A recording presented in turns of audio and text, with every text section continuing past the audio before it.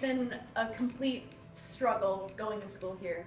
These last 3.5 years, I have been met with more challenges, more just unbelievable amounts of challenges that I never thought I'd face here.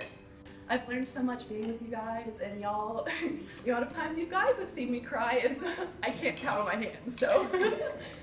The amount of times I've cried to y'all, the support you both have given me is, I can't thank you enough.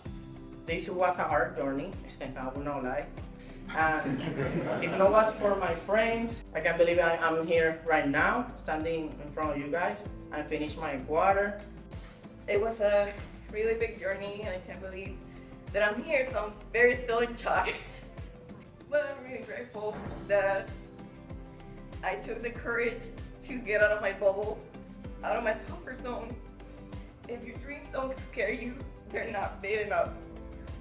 So that made me come over here.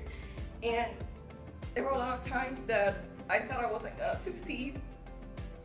And I made it, thankfully, to my support system, my family, my friends. They were everything to me, and thanks to them, I'm here. I'm so ready for my next step.